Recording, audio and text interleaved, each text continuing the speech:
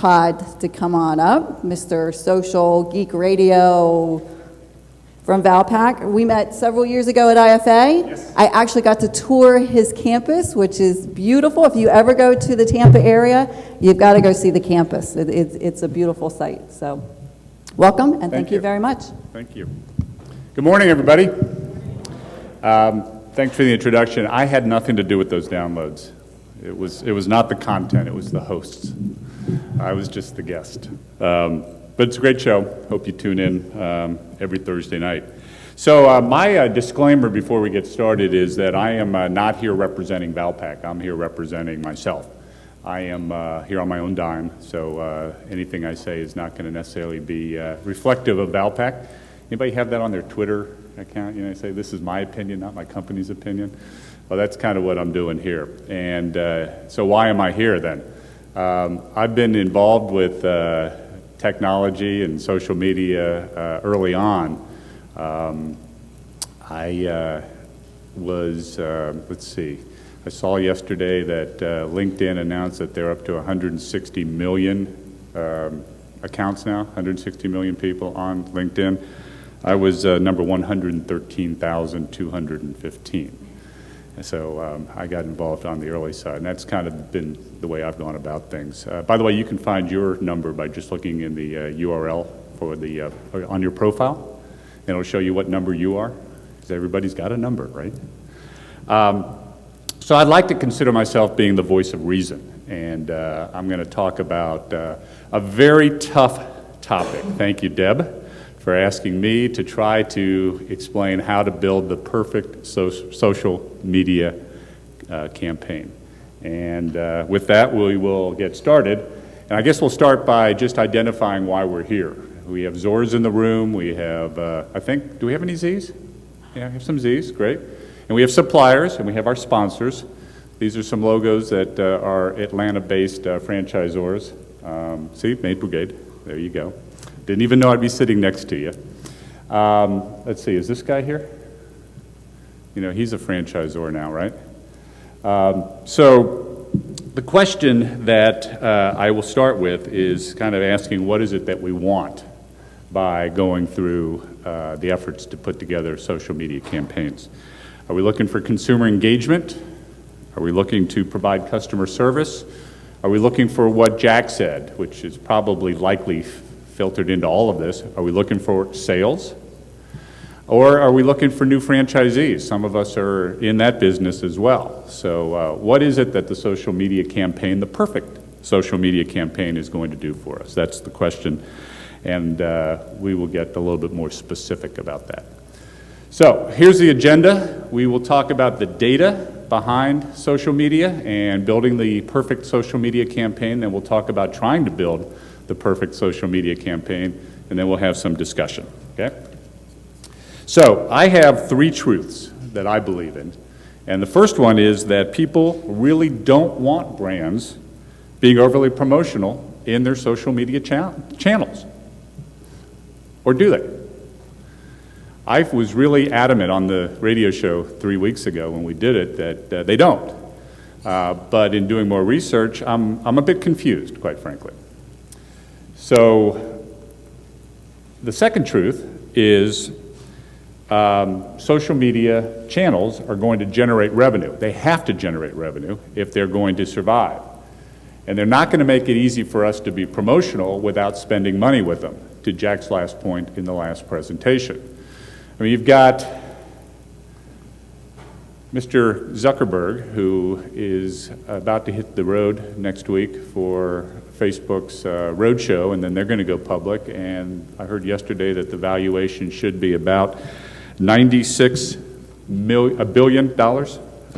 billion valuation. They've been saying 100, but it came out at 96.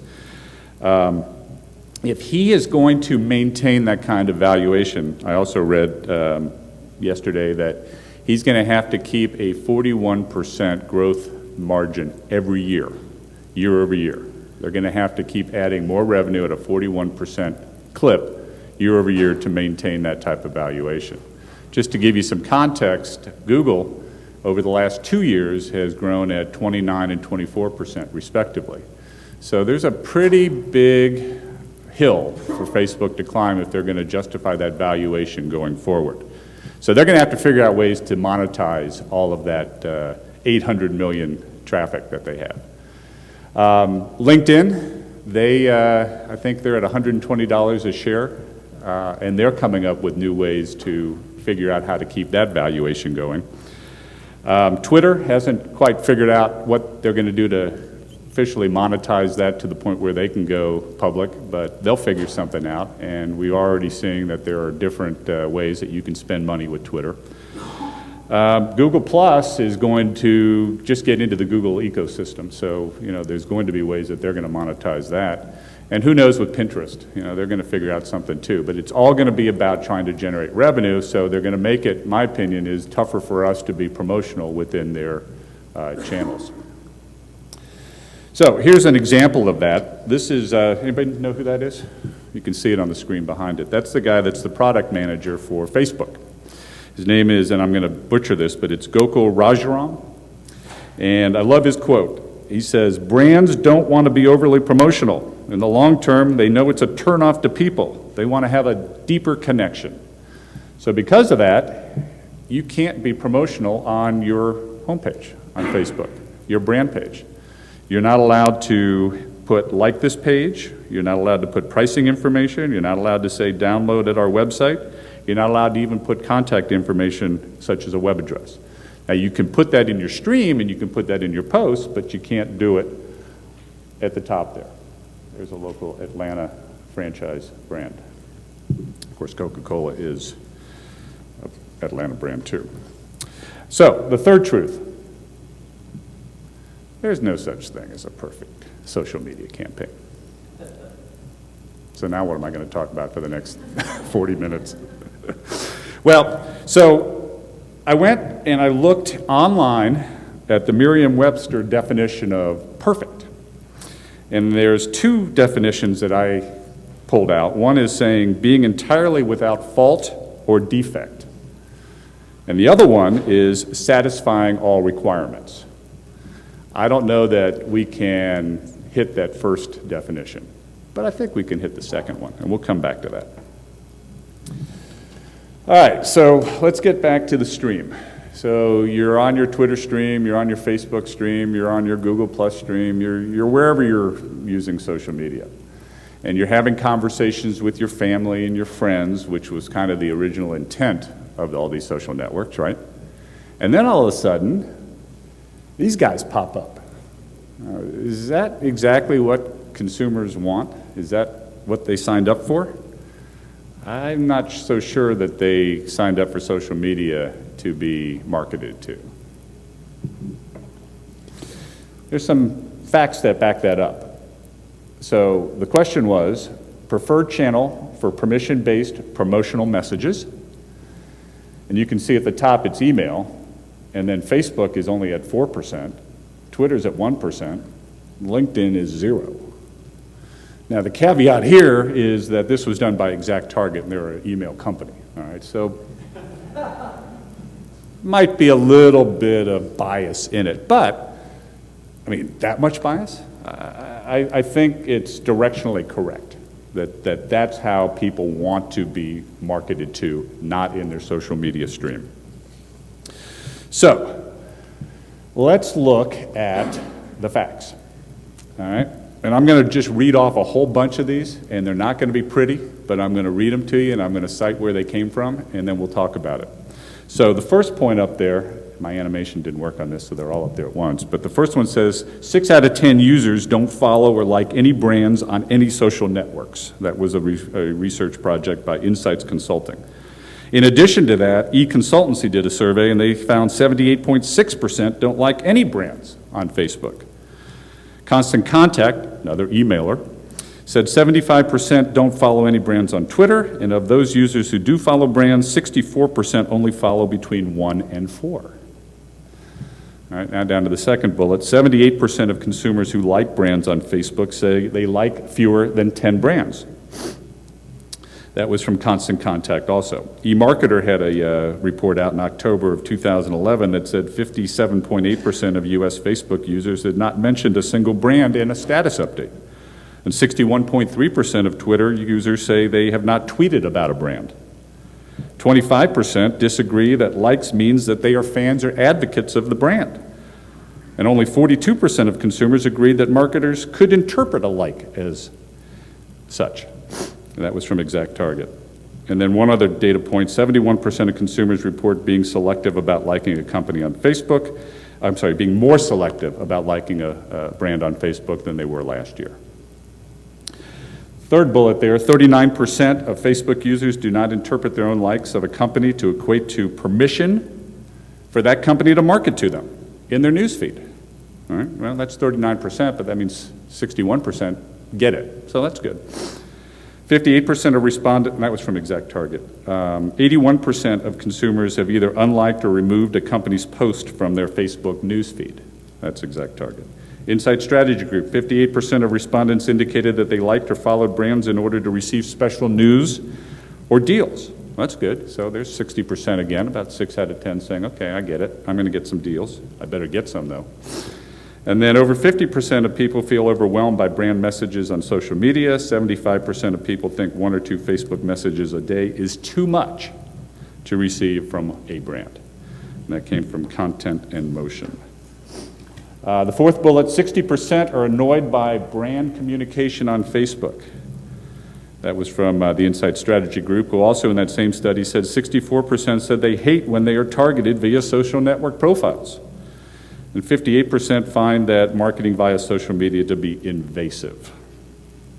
Isn't this all happy stuff? Just out of curiosity, do you know if these surveys, I'm assuming that these surveys are consumer self-reported, not based on their actual behavior?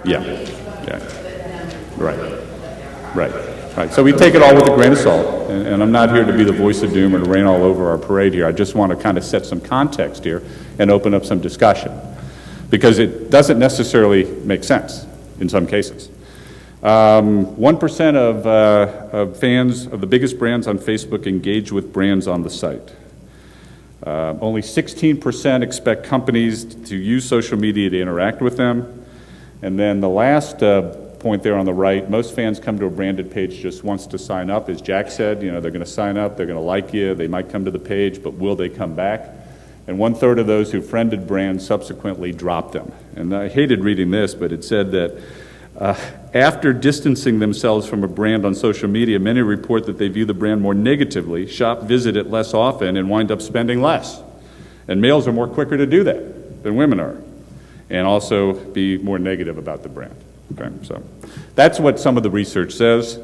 But that said, how come Starbucks has 30 million likes?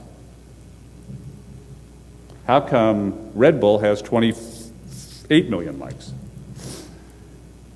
Apple has 6 million likes, which actually is kind of low for a product like that everybody loves. There's only 6 million people that have liked them on Facebook. That just seems kind of odd. Can't quite figure that out. Coca-Cola here in Atlanta, 41 million likes, all right, for a soft drink, for sugar water. Okay. Delta Airlines, who flew in on Delta? You almost have to get here. They love to fly. People love to fly Delta, right? But they only have 307,000 likes for Delta Airlines. And I went to their Facebook page, and I like what they put up there. They said, "You love to travel. We love talking to you there. We love talking to you there. Our Facebook page reflects the passion through the travel information, stories, images shared here." All right, so that's what they're trying to do with their Facebook page with their 307,000 likes, fans, if you will. And then to put that in context, here's my favorite topic from 3 weeks ago on the radio show, Pepto-Bismol. Guess how many likes they have? 295,000. Almost as many people said, I like Pepto-Bismol as I like Delta Airlines. I'm not sure what that means. you know, it could be that there's just better social media effort by the Pepto-Bismol brand team than the Delta team. That could say a lot to it, but that's just, if I was Delta Airlines, I think I'd be questioning. Forget I'm on TV here, so I got to be careful what I say, right? All right. So, kind of netting all this down and using the constant contact data, it says that 78% of consumers who like a brand on Facebook like fewer than 10. So, how do we become one of those 10? If you're to believe that data, right? So, what do you have to offer that would compete with the big brands? What do you have to offer that would cause somebody to like you like they like Starbucks, or they like Red Bull, or they like Pepto-Bismol? On the radio show, I also talked about one of my likes, which is Dr. Pepper, and I liked it because I like Dr. Pepper. All right, a couple Dr. Pepper fans. Dr. Pepper 10, by the way, guys, is the best. That is the best product. Now, see, I'm an advocate for it, and I liked them on Facebook, and it's one of the few likes that I've done. And now I'm getting promotional messages from them probably at least once a day, maybe twice a day. Now I'm not feeling so great about it, you know? I didn't necessarily want to get marketed to. I'm already a fan, I'm already a customer, but that's a whole nother story. So what are we gonna do? So I think brand matters. The big guys definitely have an advantage. They have all that marketing muscle behind them. Coca-Cola, everybody knows what Coca-Cola is. They do $2 billion in sales per quarter. $2 billion in sales or revenue? $2 billion in sales a quarter. And they have an advantage, quite frankly, and we've got to compete with them, unless you're one of those brands. But I think most of us in franchising, with the exception of maybe McDonald's and a Subway and a few others, you know, we don't quite have that clout. And I think you also have to get to the point where you feel like, and you get the fans to love you, not just like you. They got to love you to like you. You know, they're not going to like you just for the sake of liking you. They need to really have some sort of a attachment to you or feel like there's a value being created. So, how do we get them to like you? This is it. This is all you have to do. On your blog, just ask them, right?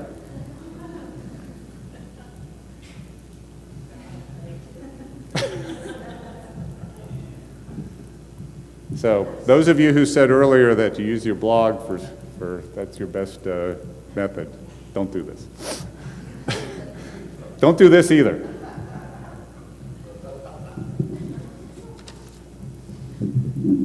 Pretty please. I probably did. You know, I read the terms of use, and supposedly I can copy all that stuff. Yeah. So, all right.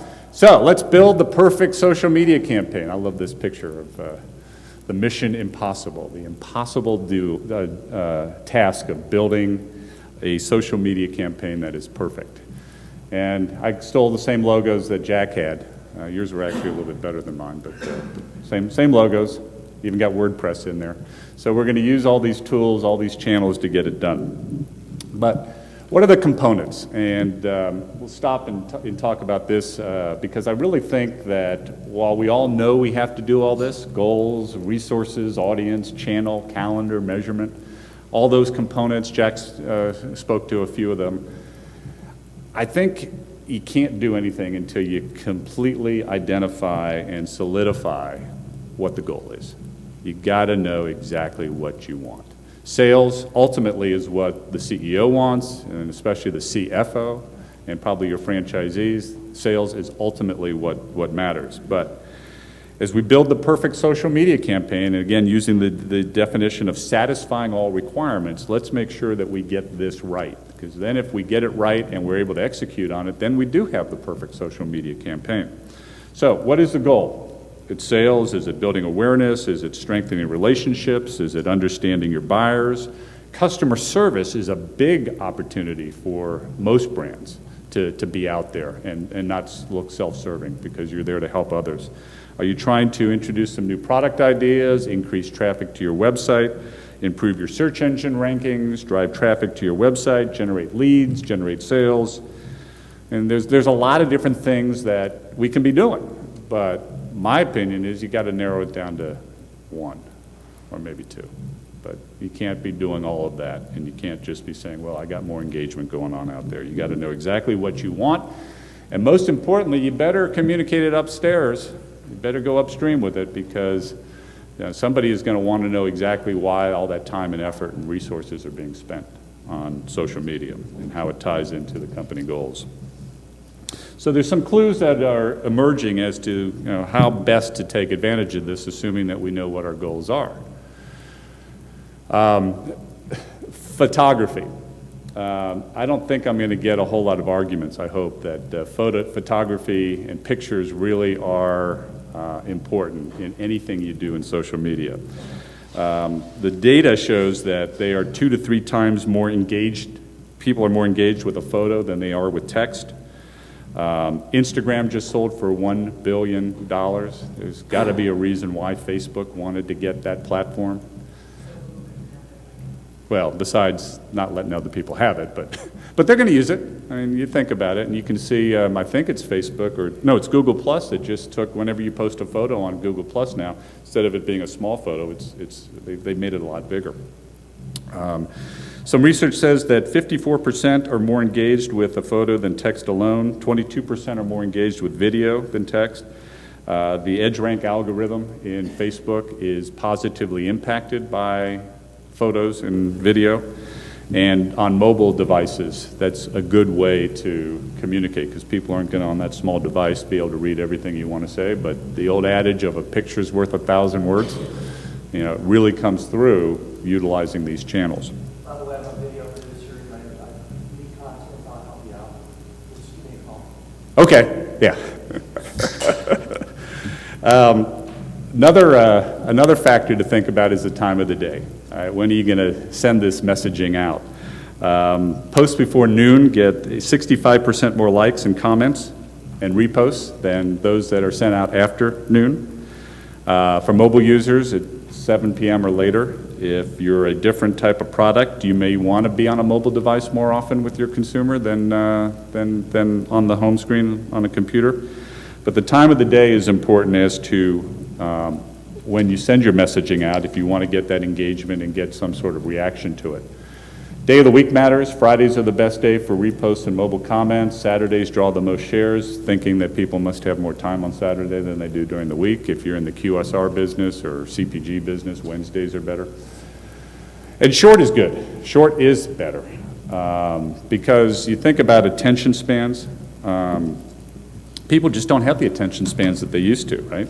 It used to be, I think the state status or the data said that 10 years ago people, had twice as much attention to things as they do today. So, you got to keep that in mind, that people aren't going to necessarily read a big long post unless it's really compelling, and we'll talk about that in a minute. And posts with links drive likes and reposts at a much higher rate, so you can put something out there short. If it's compelling enough with the link, hopefully they'll click on it and go to your blog or some other point where they can get the rest of the story, the coupon or whatever else you're doing. Punctuation doesn't necessarily help you either. If you put too many exclamation points at the end of sentences, that doesn't necessarily get people excited. So you might want to think about that. And then the word choice is real important too. What is your audience? How are you going to speak to them? Are you speaking to them in their language? You should hopefully know what kind of people you're trying to reach, whether they're customers or franchisees or your franchisees' customers. Make sure that you're speaking to them in a language that they can react to, and you're not speaking above them or you're not speaking below them. This isn't easy. This isn't easy stuff at all, because you got so many different variables. Part of the problem is that what you put out there, like the stream photo I showed, remember the stream? Picture's worth 1,000 words? It's downstream by the time a lot of people get to it, right? They're not sitting there waiting for your messaging within their stream. So a Facebook post might have a shelf life of 180 minutes, 3.2 hours, a Twitter post 2.8. YouTube post tends to have more. The average Facebook page or post with that 3.2 hour shelf life says, well, then I'm going to have to put it out there more often. But the research says that people don't want to be hit too often. So how do you deal with that? The research said that more than 2 to 3 posts a day is overkill. So there's a balance there. You got to put something out there that's not going to be out there that long, but you can't put too much stuff out there or you're going to potentially turn people off. So what can you do? I'm not doing social media. I don't run a social media company. I'm just going to offer what I've read and what I've researched. And that is that you really have to have a plan. You have to have some cadence as to what you're going to put out there and really have a schedule. You know, you got to look at the type of posts. You got to look at potentially categorizing and filtering to the people that you want to try to reach. You have a sequence. Maybe you have something with a link, and then the next one, whenever that is, has got a photo, and then after that it might have a survey, or it might have a question, might have a coupon, but you got to kind of have some sort of flow going as to what the messaging is that you're going to put out there so that it's spaced out right and it's not always the same thing. So, a couple more facts that are fun. Only 3 to 7% of fans see any given status update posted to a brand page, only 2% chance that it'll get passed along, and even the big brands, when they put something out there, they only get a 1.1% click-through rate. So it's challenging, and this is all on Facebook, by the way. But you know, it's not just post it and they're going to see it and do something with it. It's challenging. So now let's talk about what are we going to do about this. All right. So Jack mentioned it. I've seen it tweeted here this morning. You know, it's really about the content. Right? You got to make sure that the content is something that people are going to respond to and react to and find value in and find it interesting enough that they're going to either do something with it, like pass it on, which is what we all hope for, or at least absorb it. So as we look at the various channels, it doesn't really matter as much about the channel, in my opinion, as much as it is the content. Although you do have to, as Jack said, you know, think about how you're going to use the channels. Here's something that backs up, I think, something you saw earlier too, is that, you know, when you talk about the content you put out there, you know, what are you going to say? How much of it should be about you? Jack, you know, referenced 10% should be about you and 90% should be other stuff, and I agree with that. This little survey says that about 2/3 of all the content that brands put out there is about themselves. That's a lot. That's a lot of me, you know? And unless you really love Dr. Pepper, I don't know that you want that. So, content is king. I think we all know that. We've been saying that no matter what the channel is for years and years and years.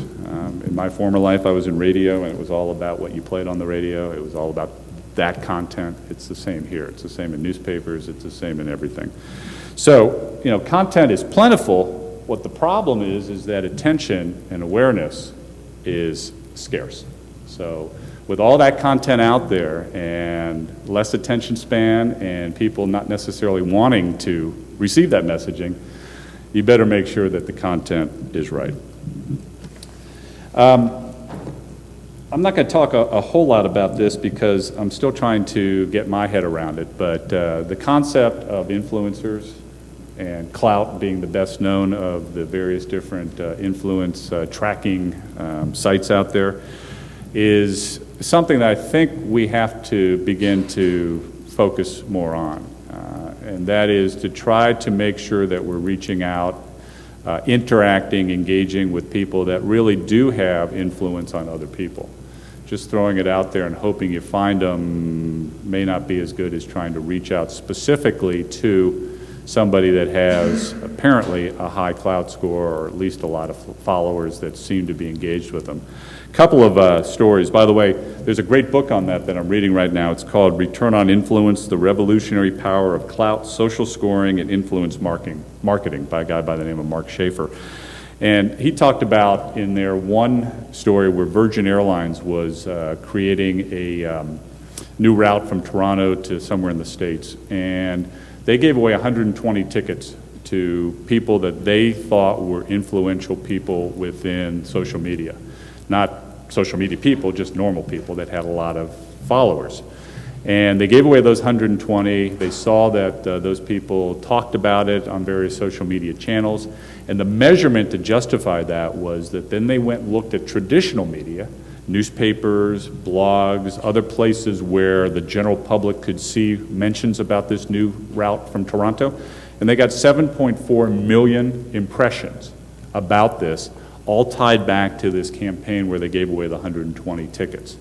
So they tied together social media, influencers, and traditional media in a way that they could measure it in a way that, since it was a brand new route, they didn't really have anything to compare it to, but they were able to at least see that they got the awareness out there by simply giving away 120 tickets.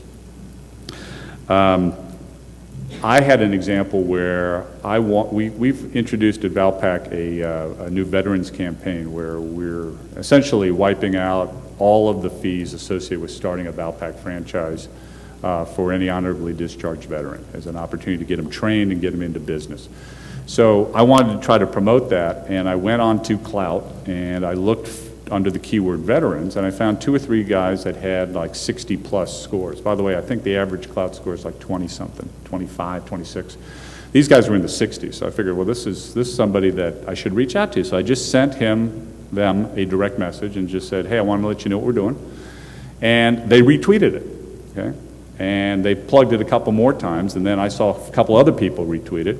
And I haven't sold a franchise to a veteran because of that yet, but I was at least able to see that my efforts to target one specific person that had influencers or had influence on other people had some noticeable effect in terms of spreading the word. So I think I don't have an answer for this other than it's something that I believe ought to be investigated and hit the people that have the most influence. And to back that up a little bit is, this is a little hard to read, but essentially what this slide says is that people with higher Clout scores, the shelf life of their communication is longer. All right? So if you're going to have somebody with a high Clout score retweet a message, it's going to spread out and it's going to be out there longer than if you just hit somebody with a low Clout score.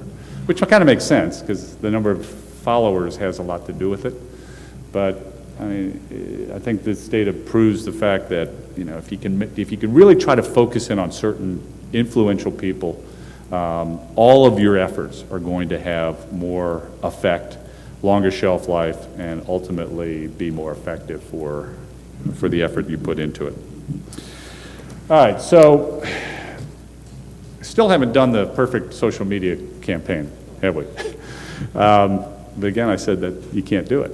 But in trying to think about how to do it, I always break things down kind of like, and again, here's where our slides compare, Jack. It's who, what, where, when, and how, all right? So a campaign, you got to start with, all right, who you trying to reach? What are the demographics, right? What activity do you want them to take? Do you want them to buy something? Do you want them to retweet it? Do you want them to share it? Do you want them to like something? What is the goal of that particular piece of content, okay? And then, are you hitting these influential people? You know, do you have enough influential people that are following you? Have you reached out to try to create those relationships? So the who is specifically who, what do you want them to do, and are you hitting the right people? The where and when, there you go. The where and when is, okay, are they going to be at their desk? Are you going to hit them on mobile? Are they on their way to work? Are they at home? Are they at work? What time of day? Day of the week? All this really has to be factored into what you do. It's not easy. How? All right, so there's all those logos again. There's lots of different places to do it. And then what?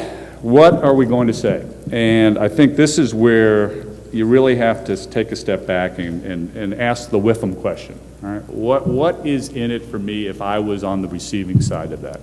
You know, it's great to pound your chest and say, you know, hey, we're great, we did this, or hey, we got this coupon, or we got this going. But the consumer, the person on the other end has got to say, you know, there's something in it for me. What is that? And there's got to be some clear message in that content that answers that question if you're going to get the type of engagement that you want.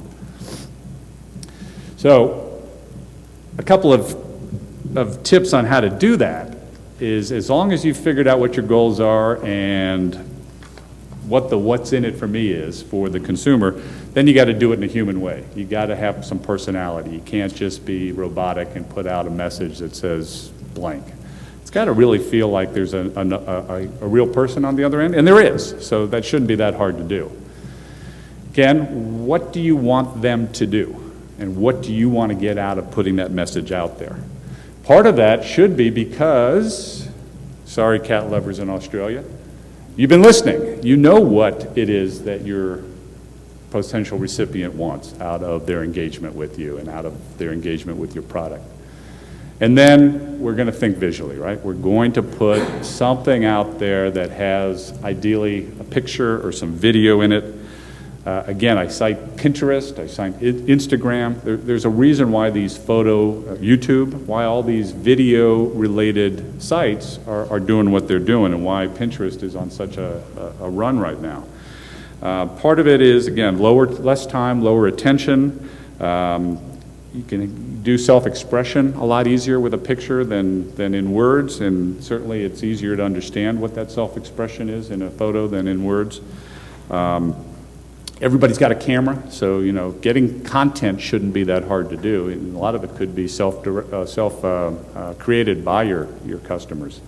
So we're human. We know what we want. We're speaking because we've been listening and maybe responding to things that we've heard, and we're using visual content to get that point across.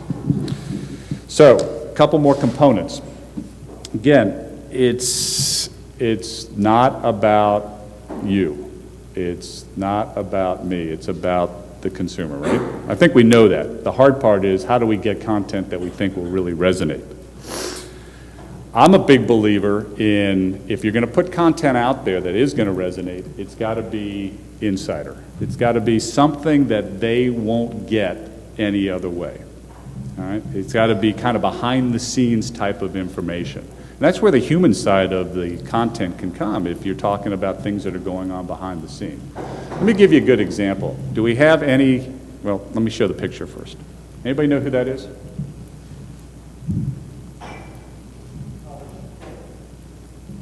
Somebody?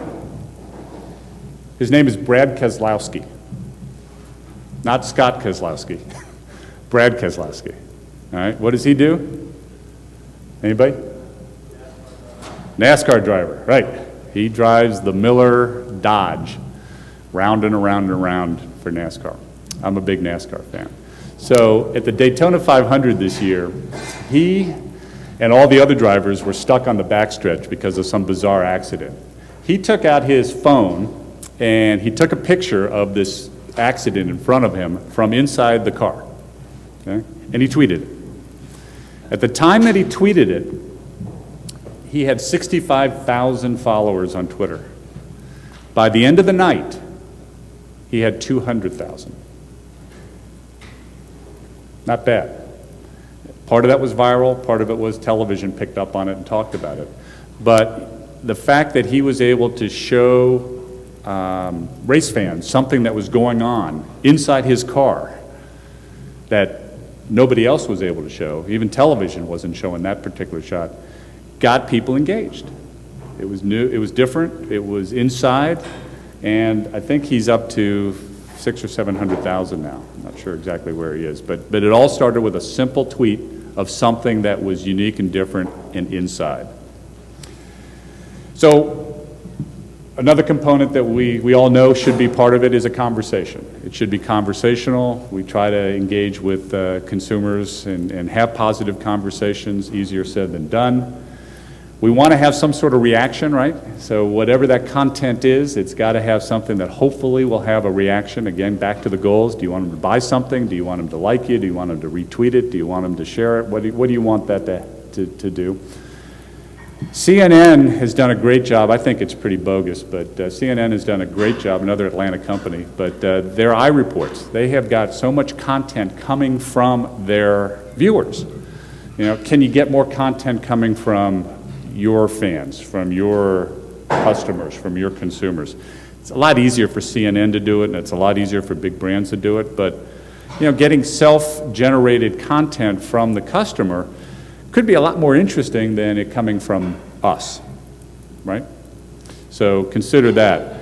I tweeted a fact that I'd read that in February, CNN accounted for 13% of all social media mentions across all platforms because of the fact that they're news, but also the fact, I think, that they have this iReport where consumers are showing pictures of car accidents and tornadoes and things like that. Two last points.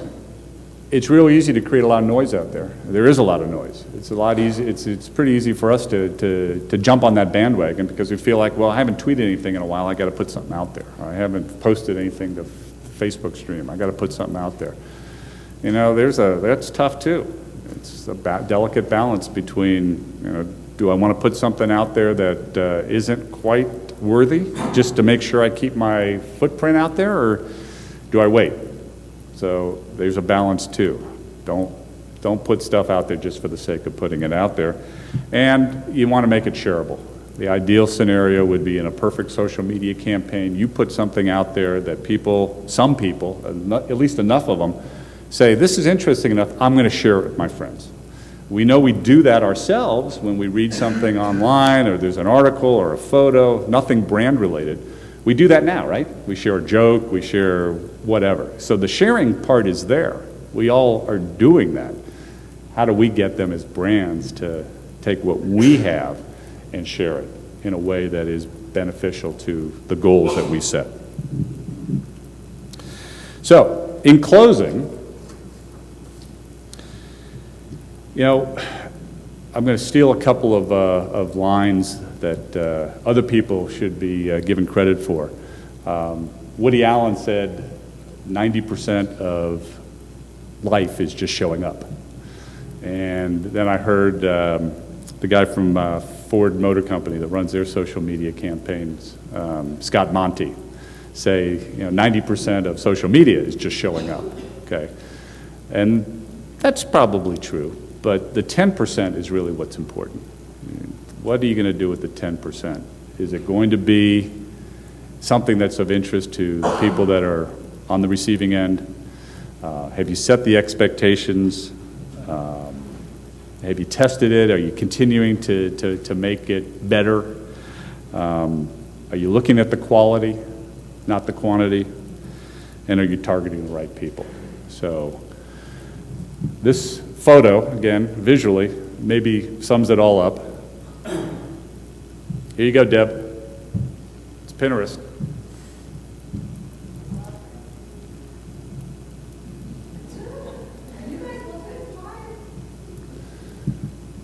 So if they haven't friended you, liked you, plussed you, fanned you, shared you, it's got to be something about the content.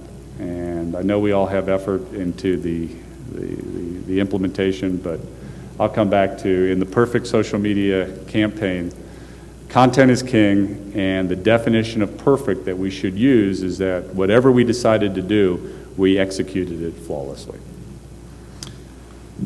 And here's who I am. Anybody want to talk about what I presented so far? Anybody disagree? Agree? Questions?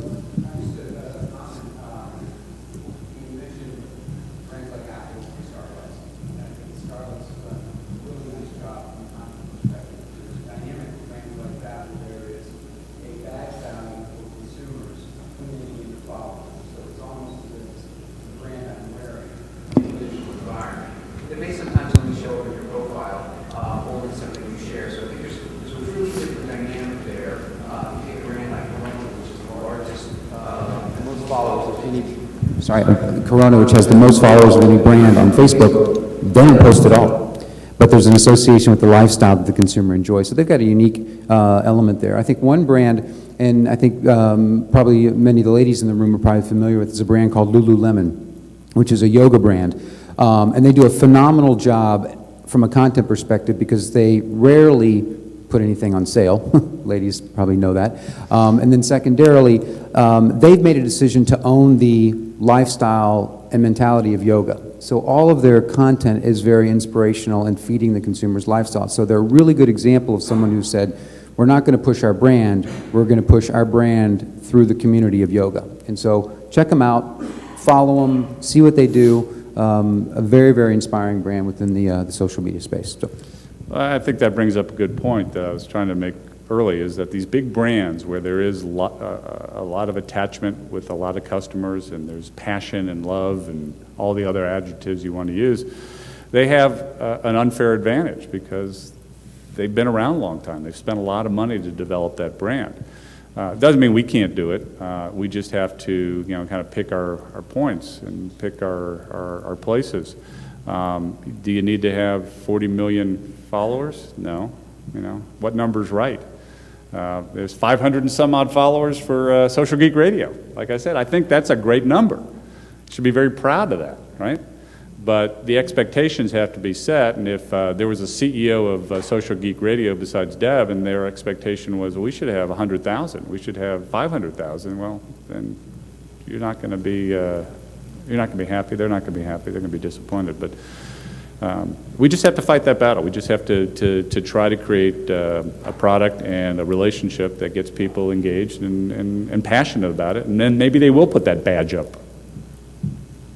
What else? Anybody else have a Eric? question?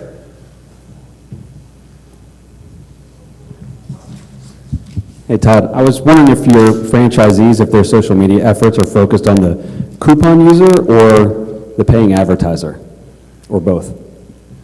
So our franchisees, which sell coupons to local advertisers, they tend to use their social media to reach consumers. So it's a B2C on behalf of their customers. We haven't seen a tremendous amount of franchisee effort to reach advertising customers, if that's your question, advertising customers through social media, where we have tried to help them.